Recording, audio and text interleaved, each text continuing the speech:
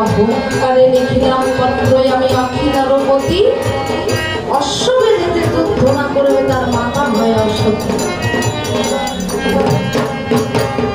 সতী মায়ের পুত্র হলে অশ্বতী বাঁধিবে, অশ্বতীর পুত্র হলে রণে পরাজয় মানিবে। জয় পত্র লিখে মুনিগণকে ডেকে বলছেন, দেখুন তো কেমন হয়েছে। বলে রামচন্দ্র, তুমি যে জয়পত্র লিখেছ তোমার এই অশ্বের ছায়া যেখানে যেখানে পড়বে গন্ডগোল তো অবশ্যই হবে। তার চেয়ে তুমি এক কাজ করো, তুমি এই অশ্বের রক্ষী হিসেবে কাউকে না কাউকে পাঠাও। অদূরে দাঁড়িয়েছিল ভরতার শত্রুঘ্ন।